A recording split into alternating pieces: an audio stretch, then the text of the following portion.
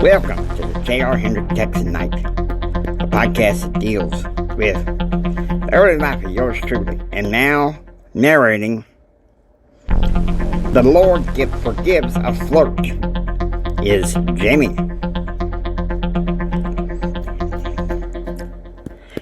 "5 a.m. As his father is resting before playing golf and hooky for work all day, J.R. is sitting in the chapel, reading his Bible and devotional and praying. He had made arrangements for the morning cook, Obadiah, to sneak him some omelets in his room so he could have breakfast and go off to school without contact with Holly.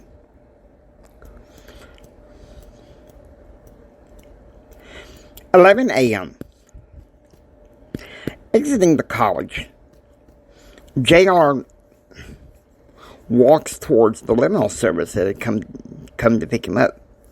He climbs inside and has the driver take him for a 2-hour lunch at Pizza Paradise in Washington, D.C. with Charlie Nation. 1 p.m. The talent show is underway, and, surprisingly, the first act was his father singing his rendition of "I Will Make You Fishers of Men."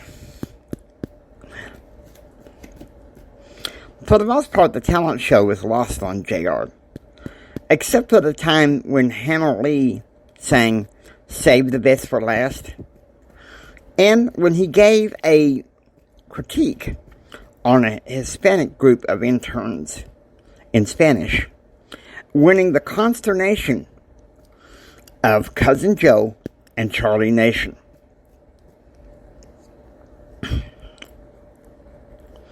3 p.m. Leaving the cheers of the talent show and being informed by one of his dad's consultants, Debbie Castellano, that he should moonlight as a comedian, J.R. heads up to the main hall of the mansion. Holly stopped him.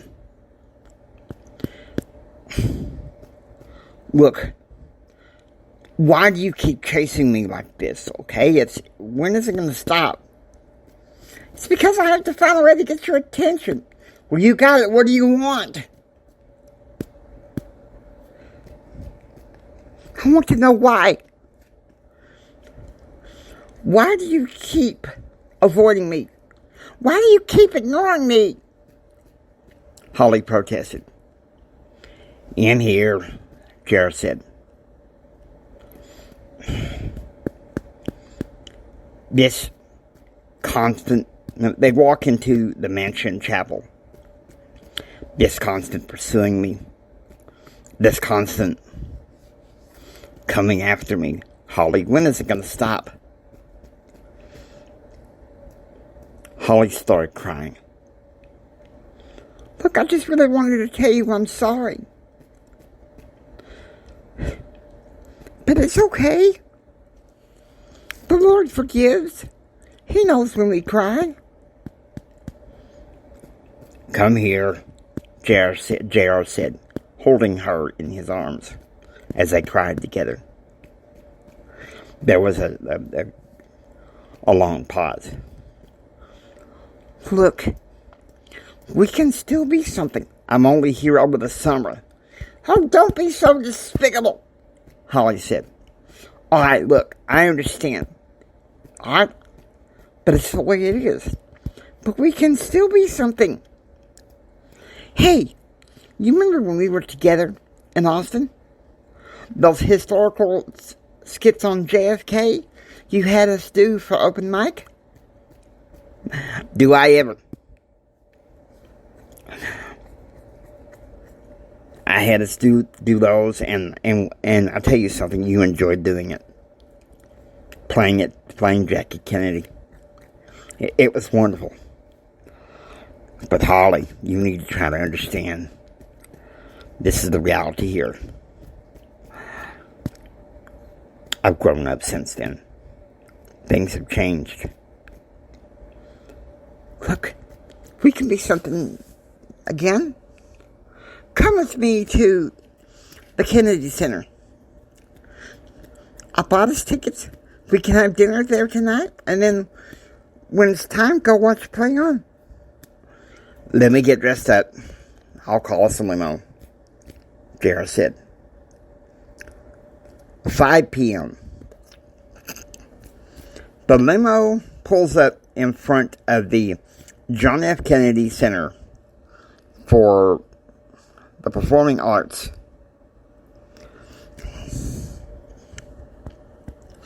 And JR and Holly go inside to have a dinner at rigatoni. 6:30 p.m. Meanwhile, across town, Jim is having dinner at Nacho Grande with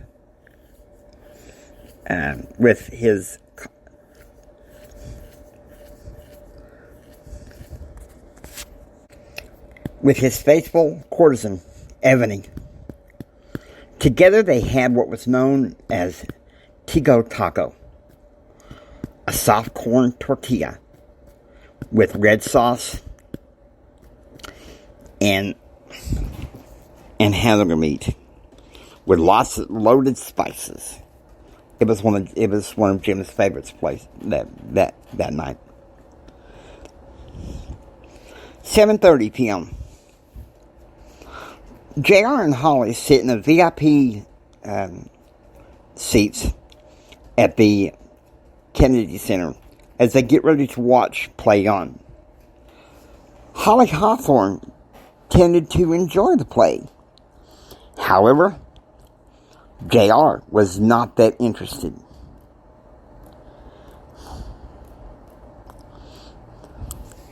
(8:45 p.m.) During the play, Holly announces that she has to go to the restroom. JR attempts to take her arm in arm when she pulls away from him. "Get your hands off me. I swear, Mom was right about you. You flirt like JFK," Holly said, breaking away and going towards the ladies' room by herself. 9 p.m. 9 p.m. The director announced that it was time for intermission. And he said that there would be some refreshments ready for everyone during that time. JR and Holly walk into the reception room, and they were getting ready. But they learned that the punch was spiked in celebration of a belated birthday of the soon-to-be Congressman Patrick Kennedy, uncle of President John F. Kennedy. Nephew of President John F. Kennedy. JR runs outside. Holly chases after him. "Holly, I'm out of here," JR said. "Please don't leave me here right now. Come back and enjoy the play." "Honey, I can't, okay? That punch was spiked. I told you, I'm out of here.